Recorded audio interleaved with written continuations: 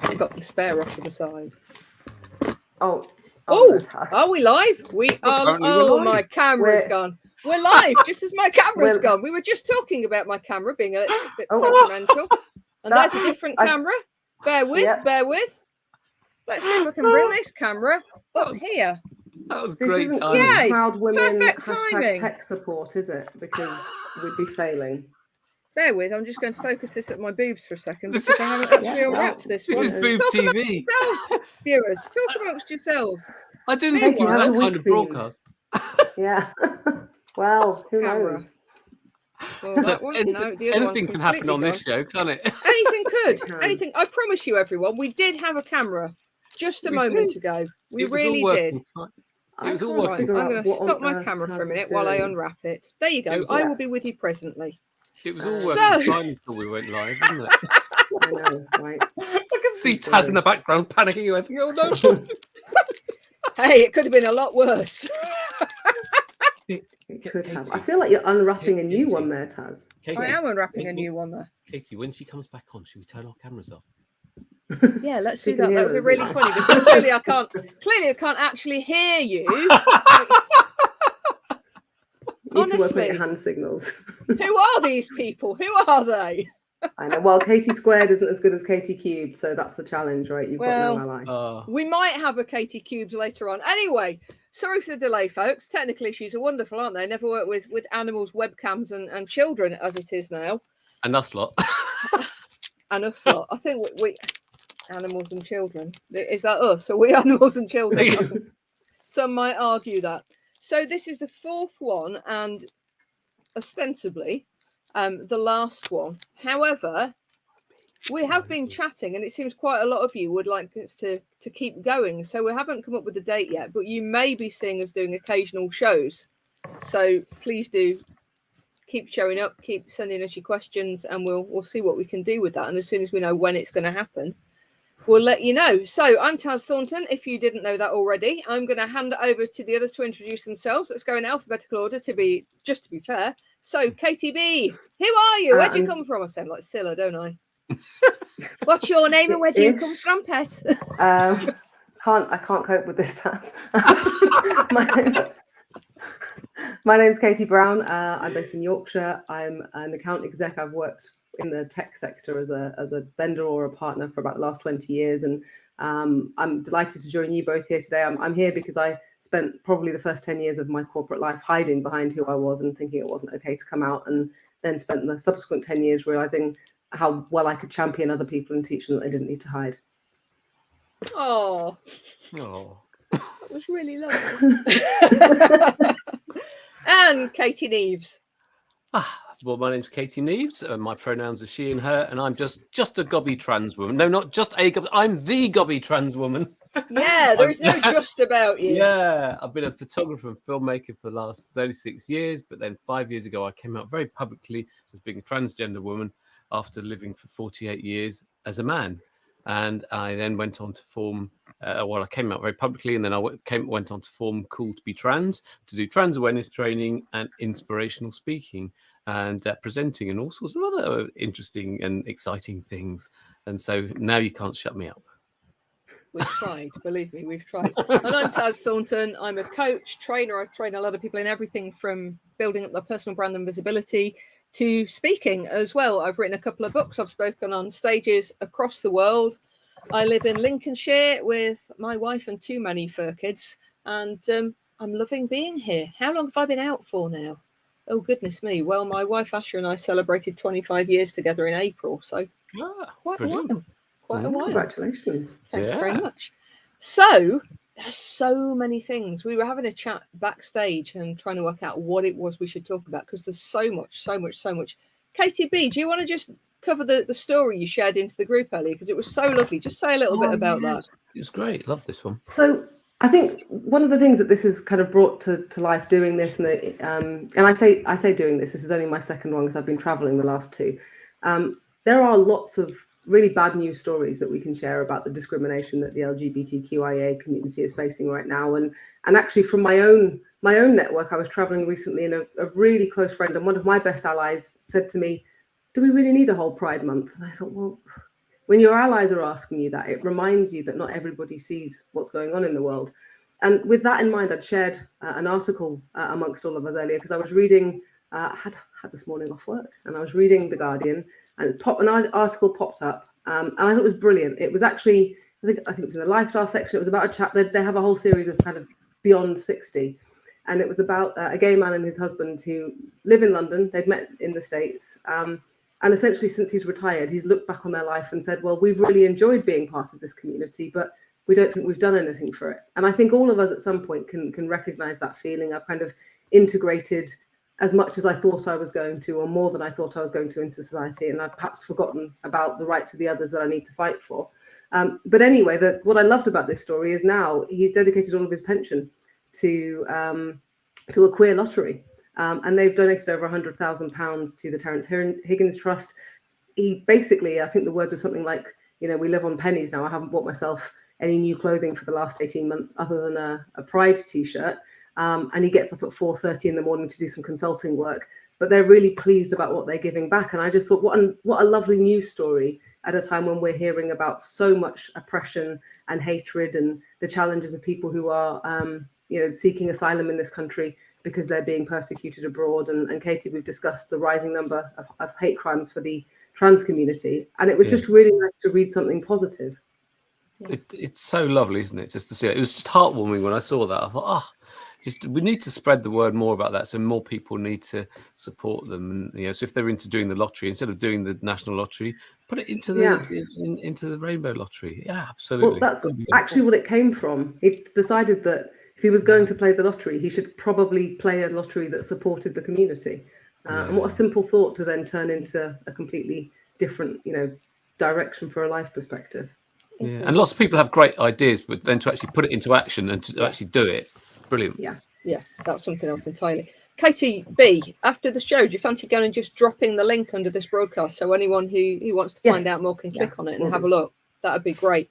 We were talking a lot, weren't we, again backstage about the media. We touched on this quite a bit last week, but the fact that there are so many negatively slanted LGBTQIA stories, particularly, gotta say, I know we've talked about the T in LGBTQIA quite a lot this month, but that's not your fault, Katie Neve. So as gobby as you are, it's just because that's where it is at the moment, isn't it? There's so much going on. There's so much awful rhetoric going on. It's horrendous at the moment, and it has a very, very real effect on people's lives. And this is the thing, is that it filters down, from when you get the Prime Minister saying it, and it's being amplified by the mainly trans hostile media. Most of the UK media is trans hostile. It's only the exceptional ones that aren't.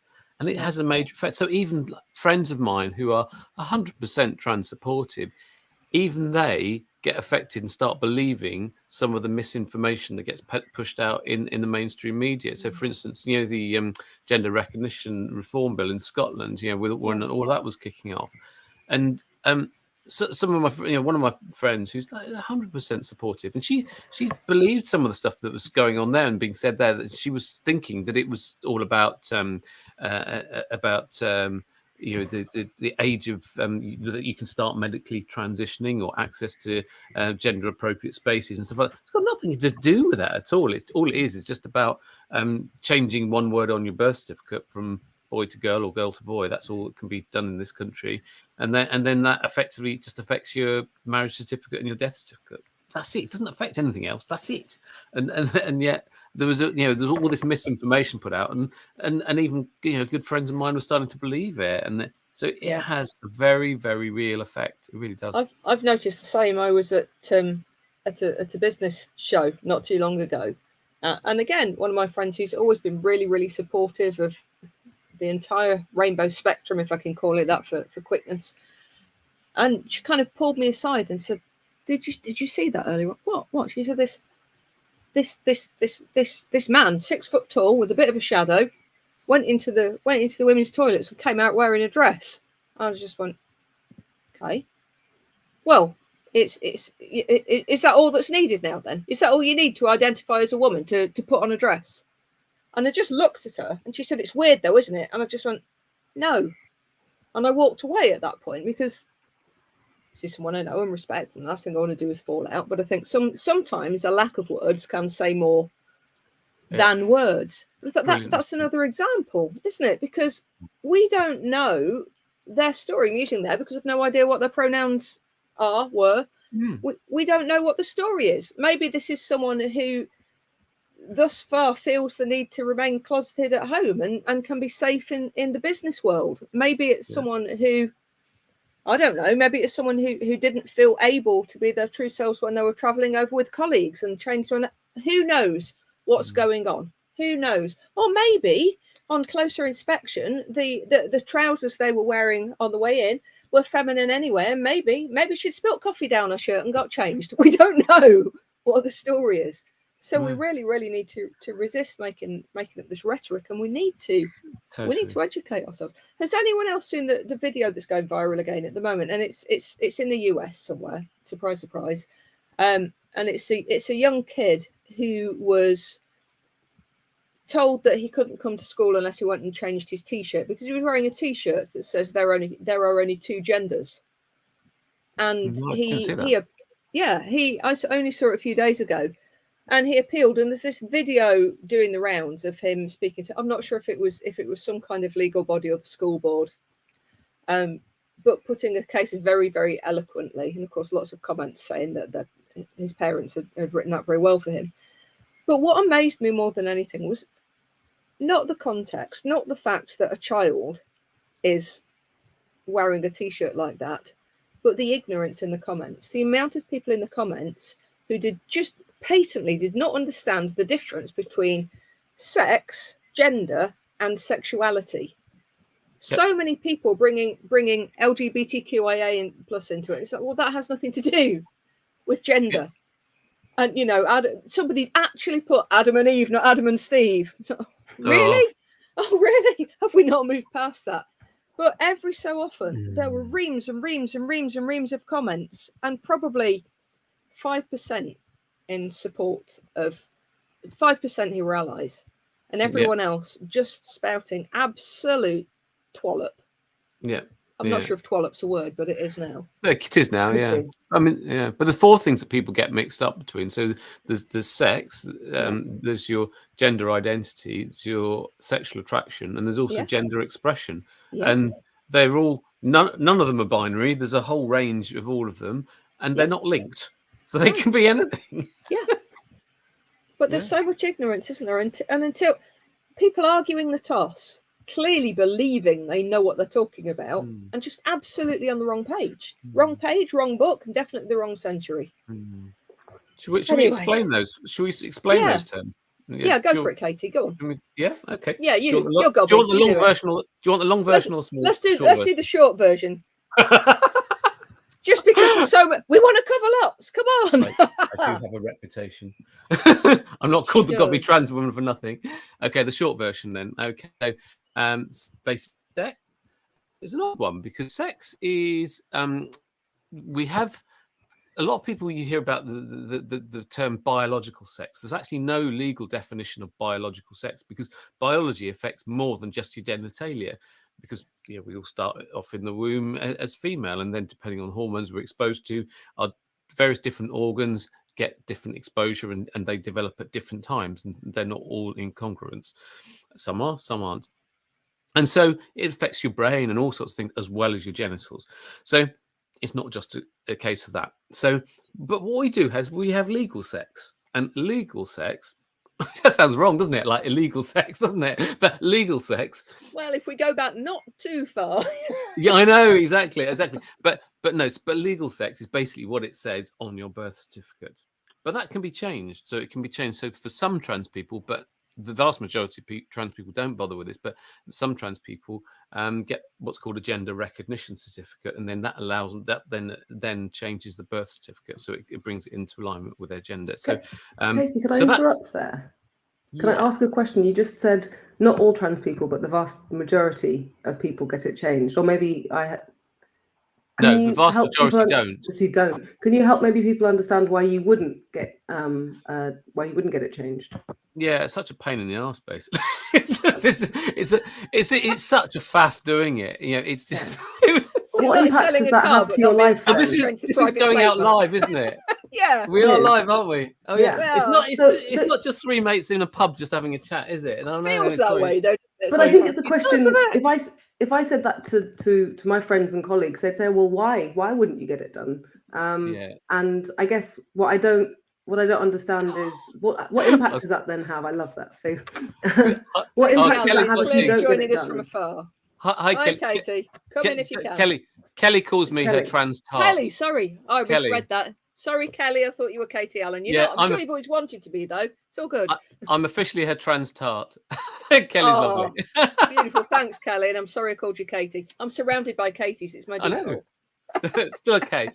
So yeah. So I'll tell you about the reasons why. So you basically you have to provide all this. I mean, I would have been eligible to have applied for my gender recognition certificate 2.5 years ago, but I haven't bothered doing it, to be honest. I will do it just because of the rights that I've threatened with taking away from us. So I will do it. But the thing is that the regular stuff that you use from day to day, so stuff like your passport, your driving license, and your NHS medical record, all that you can do without a gender recognition certificate anyway. So I did that ages ago. So that's all done. It's only the stuff that really affects you. So your birth certificate and marriage certificate and death certificate. And I thought, well, in my case, I'm not planning on getting married again. I think I've had enough wedding cake for anyone, to be honest. 2 marriages, 2 divorces behind me. I think that's enough for me. And death certificate, well, once you're dead anyway, aren't you? You don't know anything about it. But it just does give you dignity in death, really. So I will do it. So if I haven't got any dignity in life, so I might as well have it in death. Yeah.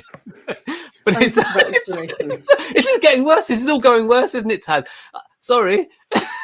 But so it is like selling your car and not being faffed to change the private plate back. Okay, yeah, pretty much. Yeah, but it's a real faff. You have to put all this evidence into this panel of people who you never get to meet, and then they are the ones that get to judge, to say what officially, what your sex is, and it's humiliating. You think, well, for goodness sake, I mean, like in so many other countries, like in Ireland, they've got self ID. And this has got nothing to do with access to same-sex spaces. Nothing to do. It's just about birth certificate, marriage certificate. More confusion. Yeah, nothing to do with that. And they've had it in Brazil for 10 years. There's been no problems with it at all. No increase in abuse of cisgender, so non-trans women, by trans women, nothing like that at all. It's absolutely, Kelly, absolutely right, spot on, Kelly. It's just, it's just. The admin is just ridiculous. It absolutely is. So that's why people don't do it. And I think, well, actually, and if if marriage isn't on the cards anyway, and then they're not bothered and think, well, once they're dead, then you think, well, actually, what's the point? So that's why the majority haven't. And so basically it stems from the Gender Recognition Act 2004. So it's been it's been in force since 2005, and since then only I think it's about 6,000 trans people have applied. So not that many at all. Not many people have got it. Out of how many, Katie? Statistically, how many trans people do we have in the UK? Well, we don't know exactly. We always the rough estimate is about 1% of the population. So what we've got about 60,000. Is it about 60,000 people in the? Sorry, is it 60 million people in the UK? You mean you don't know them all by name, and you don't have all their phone numbers memorized because you all sit together clearly.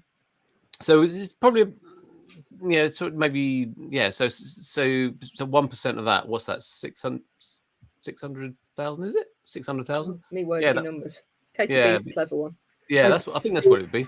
But anyway, but the thing is that on the last census, we are going off track a bit, so I will bring it back again in a minute. But I'll allow you two to speak as well. But we are going off. All right, okay, you did ask me, so I'll answer it. So in the last census, last year, it was 0.25% of the population. No, 0.5% of the population said that they were trans. However, they were the people who agreed to actually put that on an official government form. Yeah. But that question was optional, and I think 6% of people refused to answer that question. So, which makes you wonder why. Because if people hadn't got an issue, if they weren't trans, then you think actually they wouldn't have an issue just answering that. So they would probably answer it. So if people who are questioning, I don't know, or people just didn't trust the government form to actually put down that, then they wouldn't put it down. So I suspect that it's a lot higher than the census said. But anyway, but it said 0.5% trans. So that's. So in percentage terms, it doesn't sound a lot, but when you think about the actual population, it sounds like a big number. It does, yeah. So there we go. So this is sex. Okay, so we've got the legal sex. What it says on your birth certificate. So that's that. Yeah. And then we have gender, and gender is basically a deep-seated feeling of who you are, and it's either how male or how female you are, and it's this sliding scale, and it's not a binary thing at all. It's a whole scale, and some people don't have a gender at all. Some people are what's called agender. So they don't have a gender at all. And the people who are roughly in the middle of that scale, they are non-binary. So they're not male and they're not female. And then you can have gender fluid people, and they're roughly in the middle. Sometimes they feel male, sometimes they feel female. And the best way I can liken it to is how well, there's two things you can compare it to. One would be your sexuality, who you're sexually attracted to. You don't choose it, you just know it. It just feels right, and that's just how it is with gender. And it also, like, how you know whether you're left or right-handed. I happen to be right-handed. I could probably learn to write with my left hand, not particularly well. Mind you, I can't write very well with my right hand, but it just feels right writing with the right hand, and that's just how it is with gender. You just know, so it's more about it's about your brain. It's about the sex of your brain, effectively. It's just how you feel. You just know, and it just feels right. And I spent 48 years trying to be the person that others told me I had to be because it said male on my birth certificate. That's what I tried to conform to be, and I fought it. And I didn't want to be trans. I really didn't want to be trans. Nobody chose to be trans, but I thought eventually I had to give into it and admit to myself that I am a transgender woman, and I'm so glad that I did. I'm so much happier now. So that's gender. This is turning into the long version, isn't it? I'm trying to do it the short version. I'm trying to do it short. Right, what's the next one? What's the next one? Sexual attraction. You're the expert. Sexual attraction. Go Sexual for it. attraction. Who you're basically, which is not connected to legal sex. Just to make sure that's absolutely clear. Not at all. It's basically who you want to go to bed with, basically. But that's not the same as romantic attraction, because you can have the two things. You can have romantic attraction, who you want to have that special person in your life who you can have cuddle with and whatever. Lovely, lovely relationship, great. But so many ways of being intimate without needing to actually exactly. But you just don't want to go to bed with. So that so there's two different things. But anyway, we're just talking about sexual attraction. So that's that. And the last one is gender expression, and that's just how you present yourself to the world. So hair, makeup, clothes, that sort of thing. And again, that can that doesn't have to tie in with all the others. So for instance, like for me, so in my life, for most of the 48 years, my first 48 years of life was mostly presenting as male, apart from the times when that's when I thought I was just a cross-dresser. When I was cross-dressing, obviously then I was female. But then I did have a period of my life towards the end of my first marriage when I had a much more androgynous look, where I grew my hair a bit longer, not as long as it is now, but it was down to like a bob, and I was pushing the boundaries a bit. And obviously now, for the last 5 years, it's been totally female, and that's it. But sorry, that wasn't very short, was it? I'll shut up. Can we touch on something there with gender expression? Because something else that every now and then, and usually it's one of those conversations that comes out when someone's had a few, the amount of people who get very, very confused about people whose sexuality or sexual attraction is one way, but other people perceive that they present differently. So let's say the amount of people I hear who do not understand the entire concept of butch women, for instance, and assume, well, they obviously want to be a man. No, no. Or in the same way that if they'll see an effeminate guy and assume that. So can we break this one open a little bit? Because this is a massive minefield, and the way that someone feels the need to present outwardly has nothing to do with their gender identity or their sexual attraction. No, and the thing is, I think it's just how they feel comfortable. Yeah. And present themselves. That's all it is. There's nothing more complicated than that. No. That's all it is, and just Yeah. get over it. And I think the thing is that for women have always had much more freedom with their freedom of expression in terms of how they dress and present themselves than men, because Yeah. women have always been able to wear trousers and be a bit more butch, because of the name tomboy, isn't it? Can we Go on, define Katie B. always, Katie? Because I don't think that's. I think in the recent past, in our memory, I would agree with that. But I think we should be careful saying always. You're correct. I think if we Absolutely go as far back as Annie Lennox, then yeah. But before that, there was a reason that entire look was seen as pushing the boundaries so much. Yeah. Whereas now, you're spot on, Katie. Absolutely spot on. So that got this expression. So any short-haired gay. And actually, just on that comment, thank you, Tracy. Not even going back that far. I remember when I came to university and I was denied entry into one of the very small number of Leeds gay bars because I didn't look like I was gay. Anyone who's known me knows that this has pretty much been my hair, give or take about a centimetre for the last 20 years. And being told you don't look gay enough to come into one of the few places where you can be yourself wasn't something that I welcomed. So I think this concept of you can't be gay if you don't look butch was I think the kind of 80s, 90s rhetoric. And now it's like, well, we don't really know what gay looks like, but for a woman, I can't speak for men, but if you are, or for a cisgendered woman who identifies as a lesbian or a gay woman, I have to catch myself with the way I use terms, because we know that I use queer to speak about the community without always thinking that not everybody is comfortable being identified like that. But I think the challenge is that now, to the point of Tracy, if you are a short-haired gay woman, you must be butch. In fact, if you're a short-haired woman, you're probably gay, or you're questioning your gender identity. Yeah. But Asha and I just got a point there. This is my wife, Asha. We had similar comments at gay bars back then. But if you think about whether that was an 80s or 90s construct, let's put that into some perspective there. Asha and I actually got together, do the maths, in 1998. So right at the end of the 90s. And in the first few years, we certainly had that issue in Soho, of all places. I remember we got stopped walking into Candy Bar. Those of a certain age might remember Candy Bar. We got stopped walking into the Admiral Duncan. When I was on a work trip and in Manchester, and a bunch of us went over to one of the big gay clubs there.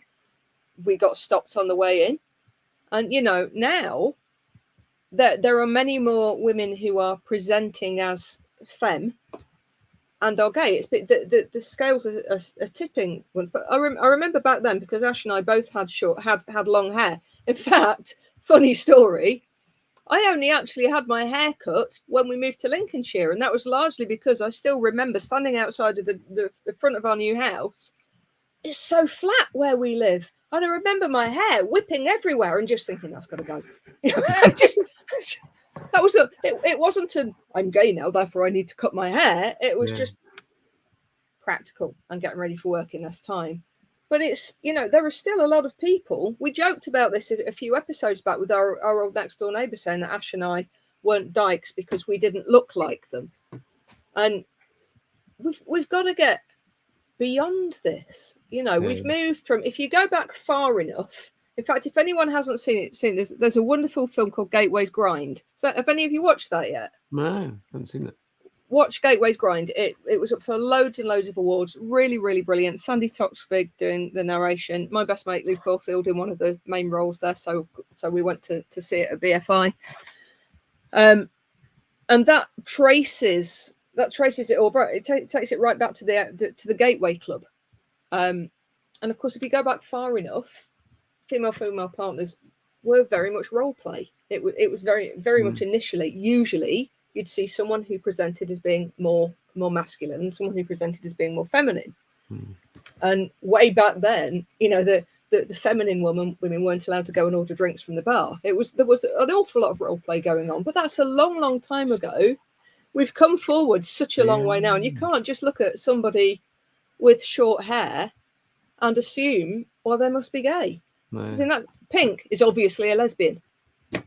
No, she ain't. no. I feel a lot of people would be happy if she was, but no. Yeah. Yeah, absolutely. We should start a petition. Yeah. Is that how you do it? Yeah. Um, Yeah. And there's also, a lot of people assume that all gay men are camp, and yet they're not, are they? There's so many. Just not at all. You wouldn't know at all. It's just ridiculous. So yeah, absolutely, yeah. So Kelly and AJ, such a lovely couple. Sorry, let me go back one. AJ drove my car home and drove me home when I had my boob job and I was all bandaged up. And I said, "Drive, Kevin." So I put him on the insurance of my car, and he drove like a granny. He was brilliant. Oh, mind you, Kelly says he drives like a granny anyway. Sorry, I shouldn't have said that. He's lovely. It's live now. We can't delete that. Katie. Yeah. I know.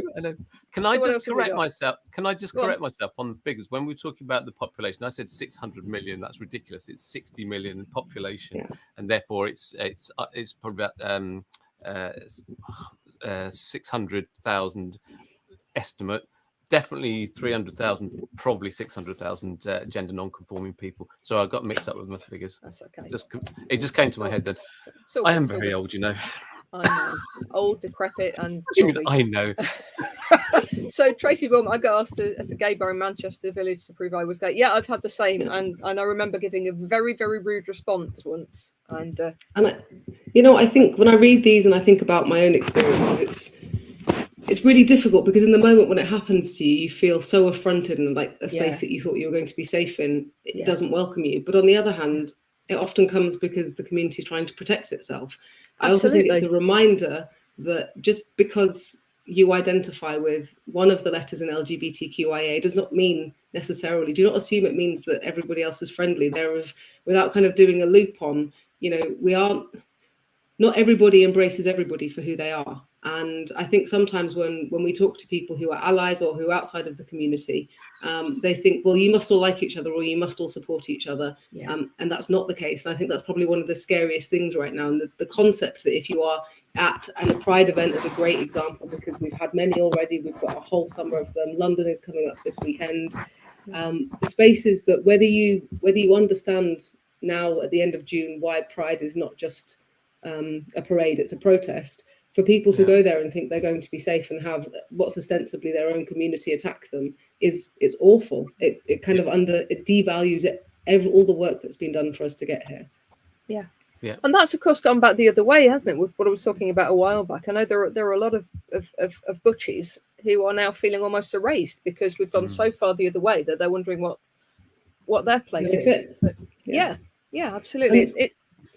But I think it's also it's more than just where you belong in. I think you called it the rainbow family. I think it's intersectional, and I often talk to people who identify as heterosexual and they're cis, and they might be white or black or white men or women, but they'll often say to me, but I have struggles. I have these struggles with disability in my life. And I don't think any of us is ever saying, if you're in the LGBTQIA community, you get to be on the top of the pyramid of struggles or pain. I think we all realize that the further you go into intersectionality, so if you are somebody that is from a religious background where this is absolutely unacceptable, if you're already from any form of other minority, this only makes your life harder. I think it's really important for us when we talk about the challenges that we have, and at no point does anybody think that because we have a Pride Month that we own the discourse on difficulty in life.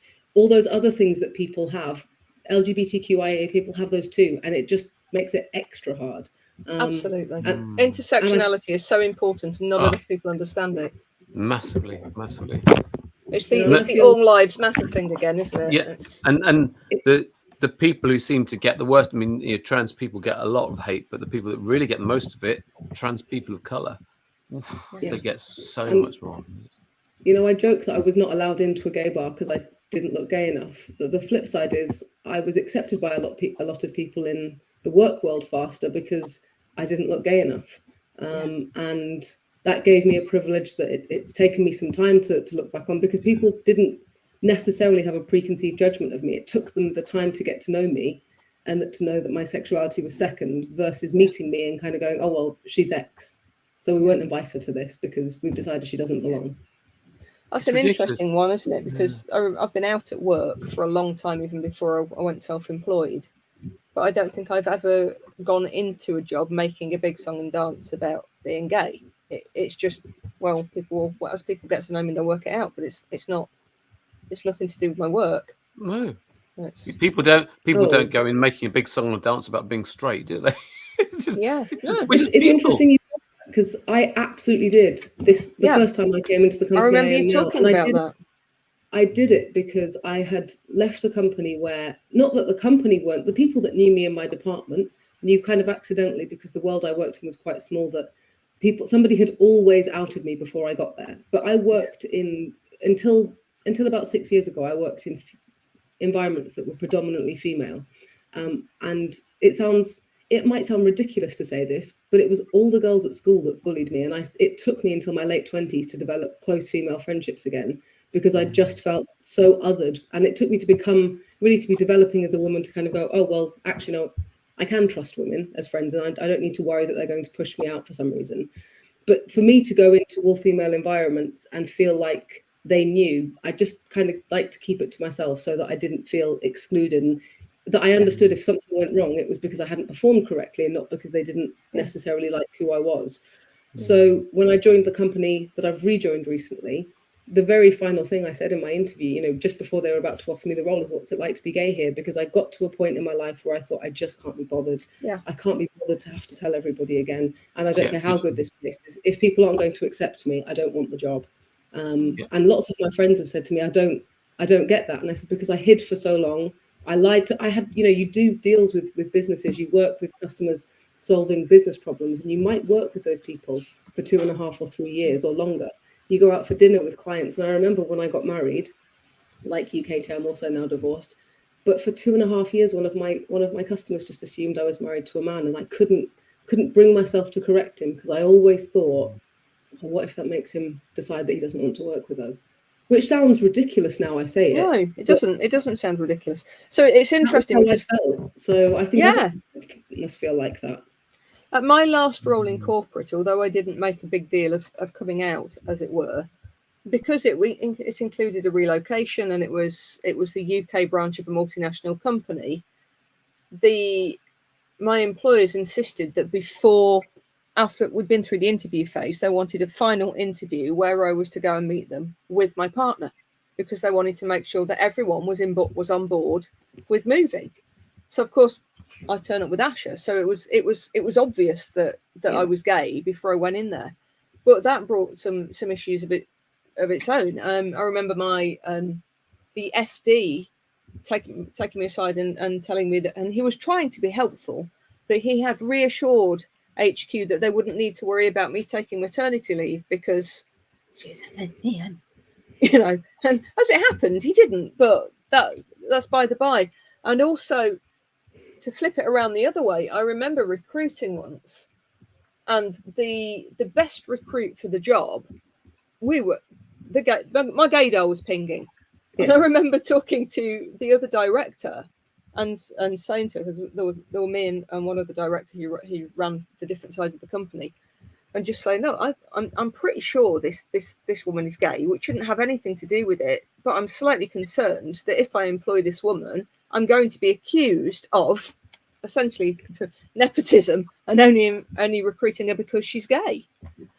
And what made matters worse is one of the other employees walked in as we were having this conversation, who was quite evangelical, heard half the conversation, and said very, very forthrightly, yes, we have enough of those kinds of people already.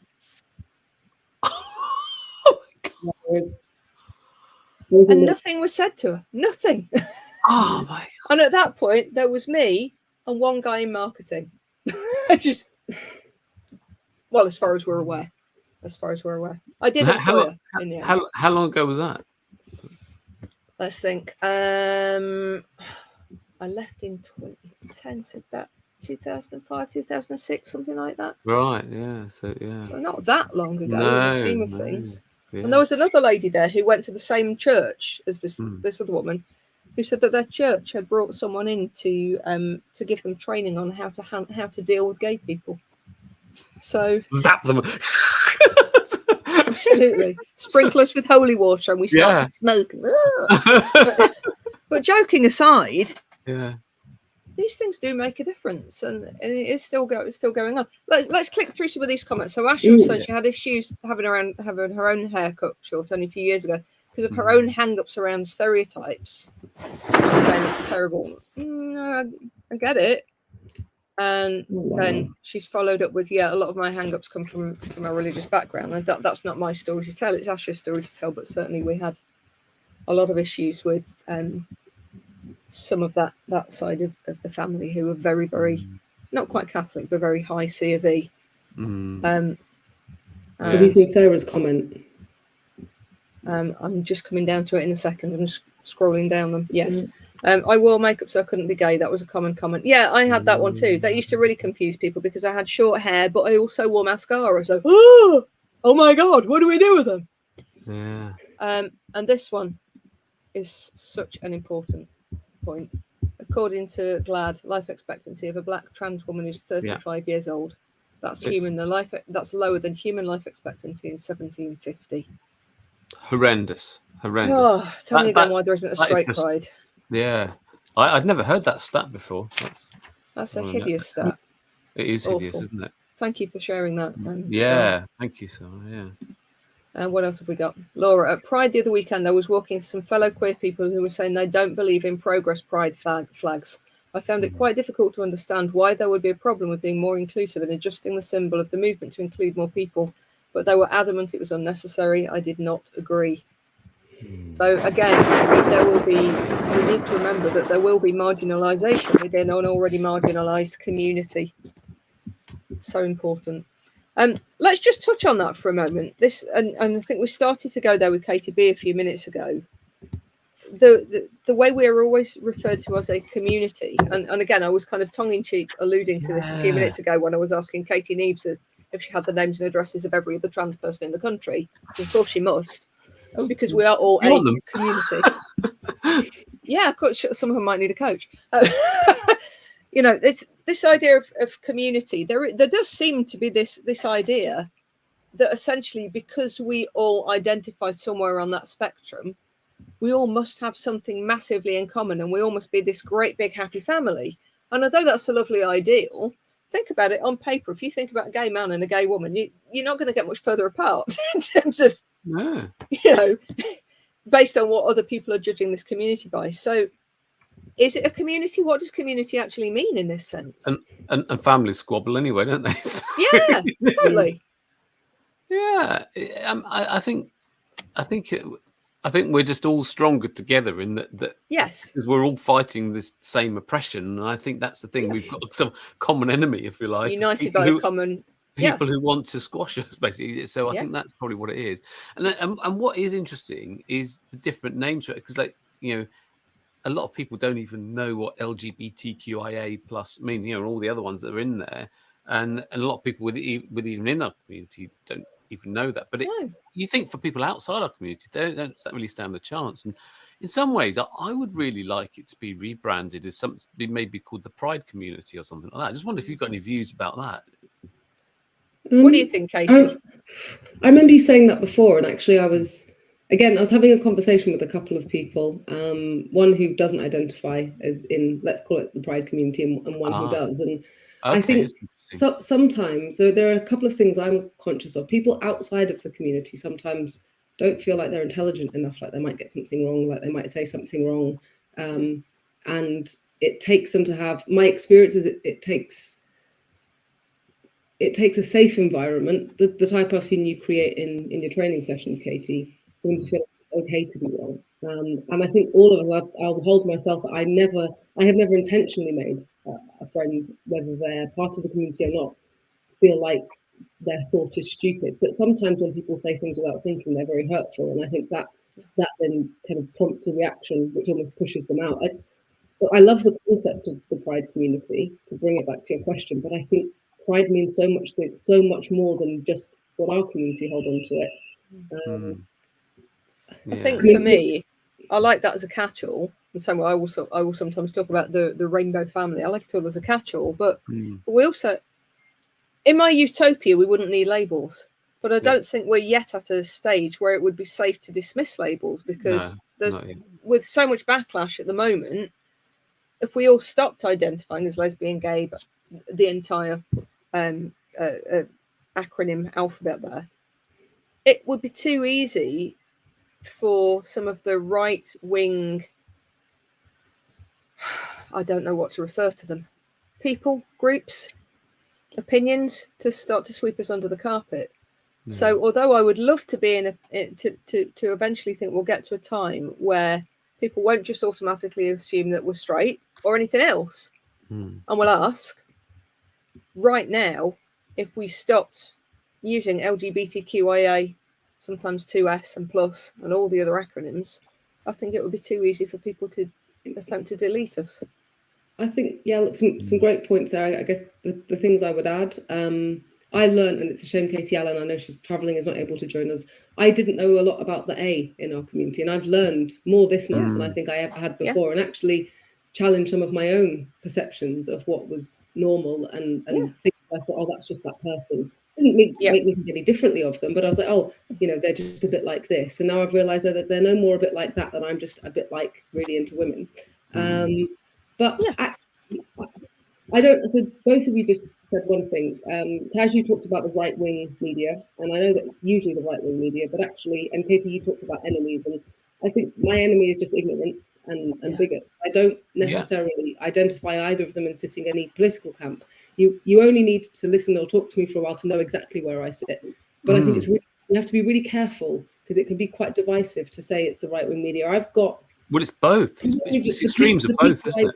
I think it's the extreme element that I'm referring to, and not just the media, but politics, which is why I was saying I don't know how to refer to them, because again, no, you're right. It's not always right wing. Ignorance is absolutely it. I have LGBTQIA friends who are right wing, and I think if we as soon as we start making it about it's the right wing or it's the left wing or it's this part of this.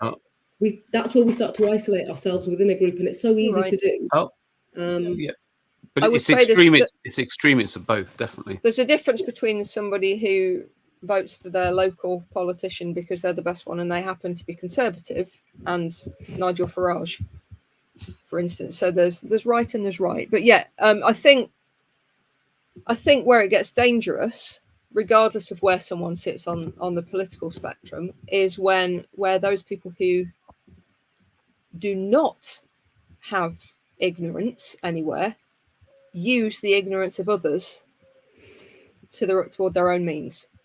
That's what concerns me. And then there was tumbleweed.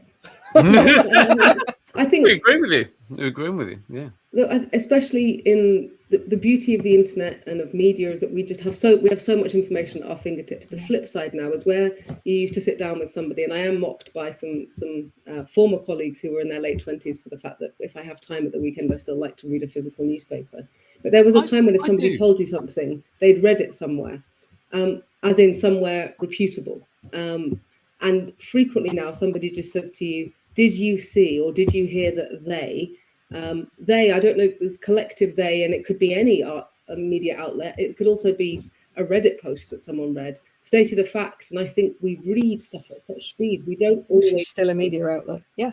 We don't know how to attribute it. And I've been caught out making statements about stuff that are nothing to do with our community, but to a community important to someone else. And it only takes that person saying, "That doesn't sound right, Katie. Can you check your facts on that?"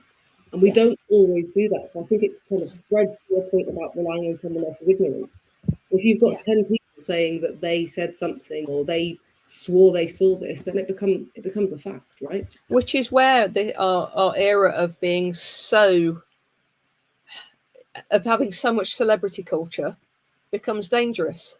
Because again, you've only got to look at the amount of people who are saying the most dreadful things and standing by them in their innocence and ignorance because their favorite author said something, and there are so... I've had good friends who have quoted back to me things that the awful woman who wrote about wizards tweeted about, and it's just been patently, blatantly untrue. Again, we talked about this a few shows back, the things with, you know, people who have periods, all the classics get wheeled out, and ignorance, but ignorance fed by insidious intelligence. Yeah.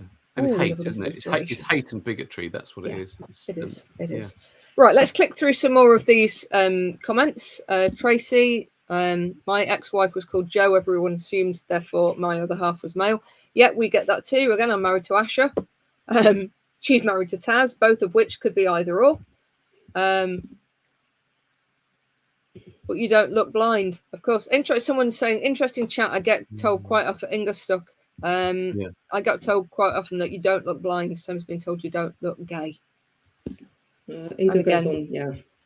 Being disabled and bisexual is one diagnosis too many. It doesn't fit the system. We haven't talked about the B very much. We haven't talked about the B very much. No. I'm just going to throw this out here, and I would say that I for a while identified as bisexual, and then got slow capped when I identified as gay, and my friend said, well done, Katie. But I think a lot of people see bisexuals as, it's all been said, can't make up their mind, want everything, greedy. And I actually sometimes feel like probably the bisexuals in my life are the ones I've supported the least. And I find it, I was having this conversation with a friend the other day. I have a number of bisexual friends who have been in same-sex relationships, but have now settled down with opposite-sex partners. And so when it comes to Pride, it always is kind of I'm always sort of shocked that they're coming to Pride parades and saying that they support and talk about the oppression. And I think sometimes it's difficult for me to remember that just because they get heterosexual privilege now doesn't mean they're not the person that they were beforehand.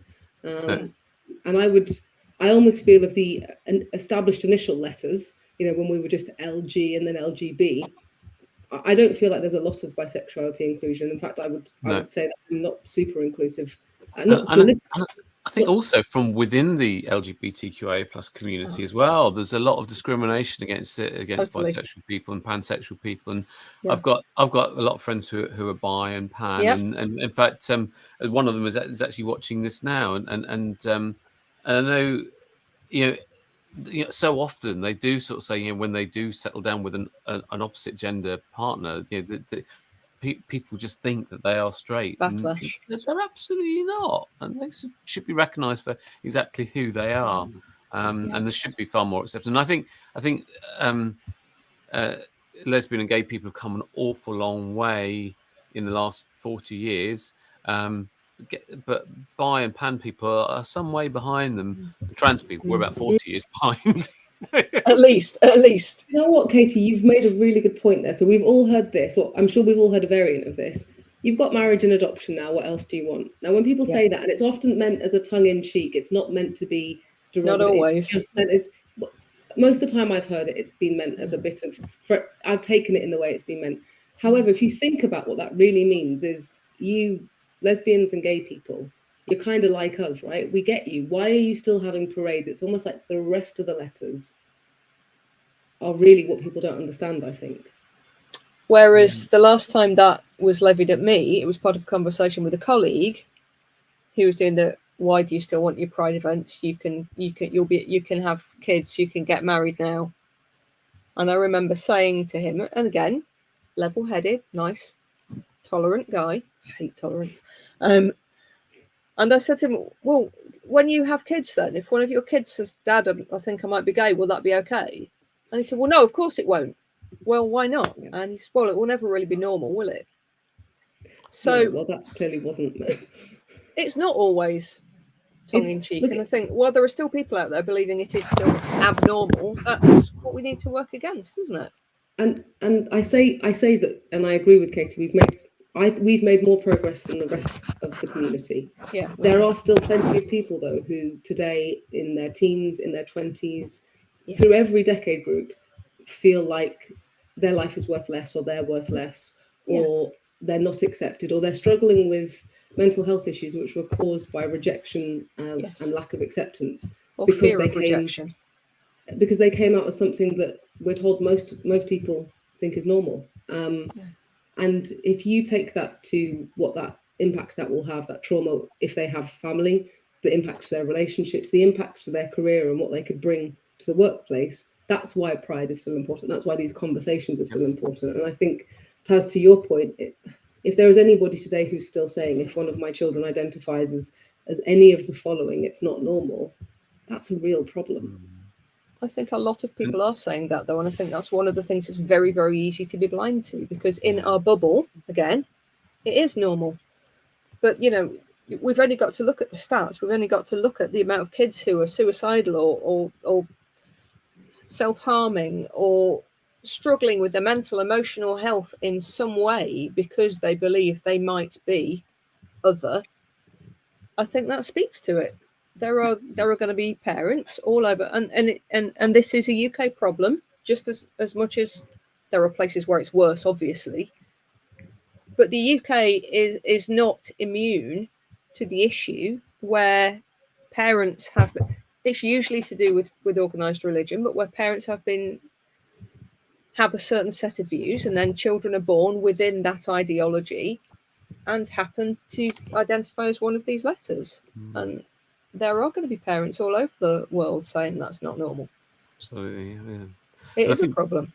Yeah, and I think there's another thing as well, is that from within our community, you know, things like prides, so many prides have been turned into more of just a carnival and just a celebration, particularly by lesbian and gay people who think that they've come a long way, and then forgetting about the rest of us who have still got that struggle to get through, and we need their solidarity, we need their help. And so pride is a protest, and that's why there's a stark contrast between the most of the general prides and then ones like the trans prides, like Trans Pride London and Trans Pride Brighton. They are proper true protests, because we've got so much to protest about, and that's why there's been a need to have separate ones. To bring it back to the bisexual thing for a moment, why do you believe we do have an issue with bisexuality, even within the community? Why is it? Why is it still so maligned? Within the community, I'm not sure. Do people sort of not take them seriously enough and think that they're just lesbians in training or gay men in training? Well, we kind of joked about this last week, didn't we? Because like you, Katie B, I came out as bi before I came out as gay, and you know, I know a few people who've done that. So you've got the whole bi now, gay later thing going on. But I literally don't think I've ever heard that. Is it also to do with the titillation aspect, though? No, I think so. My perspective, I think it just was, how can you be like me if you get to spend half the rest of the time being on the other side of the abuse? It's not rational and it's not right, but I think that's what I really struggled with after I identified as bisexual for a very short period of time, before I was slow clapped. But I think in terms of in the community, if you asked me to sit down now, and it's thanks to some really good bisexual friends who said to me, you know what, in 1990 whatever, you said this to me, it made me feel pretty shitty, and probably shouldn't have said that because we're live, but it took that relationship for me to say, do you know what, you're right, and that wasn't okay. But I think the feeling I had at the time was, I feel persecuted and other, and you get to put on a hat, and you get to stop wearing that, because depending on who your partner is, you don't have to tell anybody. If your partner is the opposite sex, you get accepted as that person until people know you otherwise. So it was almost like, how can you be in my club if you're out of my club? And that's how I've always seen it. And I'm sure, I can't speak for everybody. I'd be interested to know your thoughts. I know from some of the friends I have who are bisexual, some of the issues come from people who identify very strongly as being lesbian, feeling threatened by that because, well, I'm just going to lose you to a man, aren't I, long term? And so that comes into it too. Again, I'm glad we're going to have more of these shows at some point, and we'll work out the dates and the logistics later and share it with you all. But of course, another one of the big misnomers around bi is that it means two, and it doesn't. It doesn't mean that people are equally, necessarily mean that people are equally attracted 50-50 to just men and women. No. So, But Ma- if we absolutely. define it, so but bi means that it's they're attracted to specific Yeah. genders, whereas Yeah. pangender means that gender is not an issue. They're Yeah. just Yeah. attracted to the person. Yeah. So that's the definition between the two. And one common misconception is that people think that bisexual and pansexual people are just attracted to everyone. But as my bi and pan friends always tell me, well, we do have taste, you know. But that it's like the old and you know, back in the 80s, the humor around that, wasn't it? With the, you know, if a guy was gay, then everyone was all back to the walls, boys. Is one of them. And this, you know, I joked about it. I'm not sure if it was the first episode, that some of the ridiculous reactions I had from female friends when I first came out. With, you know, I obviously must have fancied them at some point, and no, because, you know, again, we do all have taste. Anyway, let's run through some more of these comments, because there's so many, and I want to try and give as many as I can a bit of a voice. Think, look, the reality is, Katie, while you're reading through those tabs, I think the concept that really any of us, wherever we fall on the spectrum of the people that we like, we all just are attracted to people. And maybe you're attracted to more people that are like one thing or another. But I'd love to know, we'll never know, what would happen if all of us just grew up with the concept that it was okay to be attracted to a person. It didn't matter beyond that. Which is where we used to be if we go back far enough. Yeah. So it's, you know. It's all sort of religion and colonialism and everything that's mucked everything up, isn't it? Absolutely. Okay, so Laura House, GRSD is an interesting term I'm seeing being used more. Gender, relationship, and sexuality diversity. So it includes relationship types too, such as non-monogamous people. Interesting one. Yep. What have we got here? Sarah Hayes, if you want another stat, try since 2018, there have been 29 reported deaths, completed suicide or murdered, of under 18s who identified as transgender. If the trans population was the same as the heterosexual population, that number would rise to 2,906 in 5 years. And that's without bringing in other young people into that who identify somewhere else on the spectrum. Sobering stat, isn't it? It really is. Kelly, I'm a cis female who doesn't have periods. What does that make me? Yep, snap. Let's not forget discrimination against those living with AIDS, discriminated among their own kindred kind. Absolutely. You think back in the 80s, you know, with those leaflets and all the television. We were talking about that last time with the Tombstone advert. Horrendous. Awful. And that's still going on. Yeah. And yeah. Okay, let's skip through some of these. One needs to have pride within their own community. Yeah. Yep. Well, I'm just looking at Inga's comment. It's the most recent one that's just come in. I think that's a really good point about bisexuality. Being bi is quite often looked upon in the community as having a hobby focusing on the sex, and I really don't understand why. No. Yeah. I believe, and Inga, thank you for sharing that. It's a really good point. To the point you made, Taz, if we think about, you know, individual and collective insecurities of relationships and the fact that often in the community you'll be with somebody that perhaps also isn't out, depending on your age and actually where that person is in their own coming out journey, I think the fear of I'm with you and you might choose somebody else that has something that I don't, it's not logical, is it? It's an emotional response, because going back to, we're all just people. And there will be plenty of same-sex people, same biological sex people who've been married since we had the ability to get married, who will say, you know what, turns out that just being able to get married is not enough. So there's no reason why being with somebody of a same or opposite biological sex should make any difference. But I think, you know, it's something, the two things I've taken from the conversations we've had this month is to actively understand more about the A, to be perhaps a little bit kinder to people who identify as bisexual, because I work in now a very male-dominated world where there's a lot of banter, and I definitely have given out what I thought was harmless banter that's probably quite hurtful to people in my own community, that in the moment I might have thought, well, there's nobody here, it doesn't matter. But it's not okay, because if we say it around other people, we're making it okay for them to say. 100%. It's also about making. I don't think we will ever get rid of banter completely, but I think the big No. thing to be aware of is really be hyper aware of who you are bantering with and what's going to be taken from that. And there still needs to be a line, even with our own banter. I think we all cross it from time to time, but we can learn from it.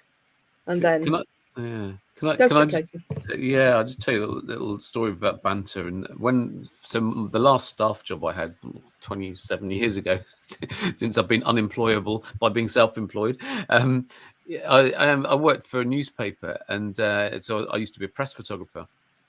And the press, the photography departments on newspapers were always really, really boisterous, mainly male orientated, and because we were all extroverts, you can't be a sort of shrinking violet to be in that sort of job. And I remember a friend of mine, one of my colleagues, was sent out to photograph a feature on a cross-dresser, and I remember all the banter at the time, and they were all taking the mickey out. All the other lads were taking the mickey out of him, something chronic. And at the time, this was way before I'd admitted to myself that I was trans, but at the time, I thought that I was just a cross-dresser.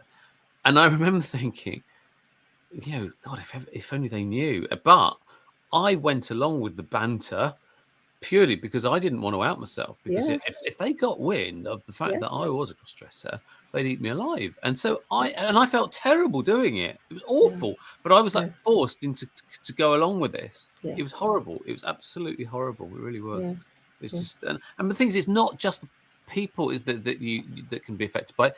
Be relatives of it. So, for instance, like if I mean, talk about my daughter. I mean, she's absolutely phenomenal. She's great, and she accepts me so well, and her friends do as well. They're fantastic. I mean, kids are generally great. They're brilliant. Yeah. But if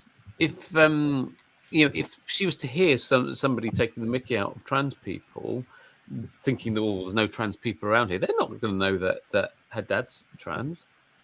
And she calls me dad, and I'm proud for her to call me dad. Yeah. She calls me dad in private, and she either calls me mum or she calls me Katie in public. And that's because it doesn't out me, and it's lovely, it's perfect. But they're not, they want to know. So you've got to be really mindful. Absolutely. Absolutely, Katie. Got to be so careful, so careful. But if you do find yourself and think back and go, "Oh, I shouldn't have said that," learn from it, apologise if you need to, and move on. But learn from it and don't go back there again. Yeah. Okay, so there's so many comments. I'm not going to be able to get all the way through. Kelly Allen, here's one of the points we've been talking about. I've actually started using the word queer. Once you actually get less questions than if you say bi. What else have we got? Yep. Sarah's saying the reason why some transgender people don't apply for a GRC is because it annuls a marriage. Yep, it does. Well, yeah. It can do. It doesn't have to. If the partner you're married to signs an affidavit to say that they can keep it going, then it can. Okay. Do. Okay. Yeah. So it doesn't always need to mean that. Okay. So we are way out of time. There's so much we wanted to talk about. We intended to start talking about the rights and wrongs. There are none, of course, of coming out. When is the right time to come out? How to come out? And the issue that still exists with people being outed. So we're going to have to come back and do some more shows. Oh, what a shame! I know, how awful. Oh. I think that's a really valid point, though, isn't it? For everyone saying that, why is there a problem now? The fact that we still have people being outed in the media, so therefore it is being seen as other, as different, shows we have a long way to go. So let's have final thoughts. Let's go to KTB first. Final thoughts? Oh gosh, final thoughts. Because you finished on, my final thought would be, please go along to the Pride celebrations, but make sure as you go along and celebrate that you take away for yourself something you're going to do to help support your gay friends, your queer allies, or just make people that you see in the street who are having a hard time feel more comfortable. And whether that's you donating money to a charity or actually doing something active to challenge some friends who are having some banter, or to step up at work and join an employee resource group that has nothing to do with you, but you just want to let people know that you're an ally because you have a position of influence. If you're going to celebrate with us, please support us. And that can be as simple as sharing some posts on social media as well. Yep. Yeah, you can always find posts to say you're an ally. You don't have to be one of the letters in LGBTQIA to be an ally. Great point, Katie B. Thank you. Katie Neves, closing thoughts. My closing thought would be that being an ally isn't just about liking Graham Norton and saying nice things about him or Julian Clary or any of the other wonderful people that there are. It's not just about that. Being an ally. I really like that Claire Boulding. Therefore, yeah, but it should be it should be much more active than that, and we really need our allies to step up to the plate now, because we are being bombarded with so much hate and misinformation at the moment, and our rights are really under threat, particularly trans people at the moment. And so we're too small a part of the community. We can't do this by ourselves. We need your help now. So actively, whenever you hear any transphobic remarks, if a trans person isn't there to defend themselves, actively step up to the plate. Put yourself at risk of being unpopular by saying no. Call it out. Call it out. And when you hear it in the media and in public and in Parliament as well, call it out. We need our allies to be active now. This is a call to arms. Just for anybody who hasn't seen it, if you want to know what looking like being a great ally looks like, Lizzo has been accepted by our community so well because she calls out misuse of her friends' pronouns beautifully. And I don't think all of them are friends. I think they are just other professionals in the industry. And I think she's used her platform really well to do that. Yeah, absolutely. I echo everything you have both said about allyship, and it's a shame that Katie Allen couldn't be here with us tonight. She's travelling. She was hoping to be able to get back in time and hop on. And of course, she's your allyship woman. So look her up online. Follow all of us online if you can, and be brave. This is us having this chat show. It's not us being a bunch of screaming queens and wanting to just make a big fuss and make some and create lots of attention. It's not about that. It's about the fact that there are still hate crimes going on. They are rising, and there's still so much ignorance, so much hatred out there. If you are genuinely an ally and you see something like this, or see something out there, somebody talking about the need for pride, please don't go into that space of going, for goodness sake, it's all right now. Stop hitting us over the head over it. What more do you want? Recognise that if you accept us, that's great. So share that message so that people who aren't quite on the same page as you yet feel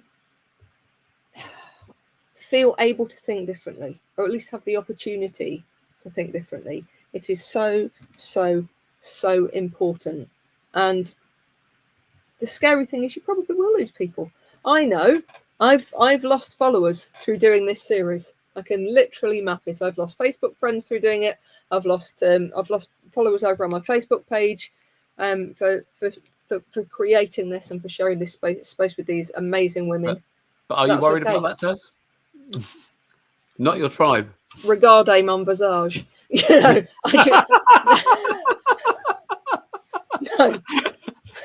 No, I'm not. Am I worried about it? I'm not worried about the fact that I've lost a few followers. I'm concerned about the fact that so many people still have so much of an issue, or are believing so much of the ignorance that they are being spoon-fed, that they feel some kind of affront from what I think has been a very balanced, sometimes quite humorous, light-hearted, but really, really frank conversation that we've been hosting every week. Yeah. That's what worries me. And I think we all need to be standing up a little bit more. And if you're not sure, educate yourselves. Ask one of us. Don't educate yourselves by just reading the newspapers or the comment sections online. Ask someone who's actually part of it, and we'll be able to give you an honest answer from the eye of the storm. Yeah. And I'd like to say a big thank you to you, Taz, for coming up with the idea of doing this Proud Women thing. I've absolutely loved it. It's been fantastic.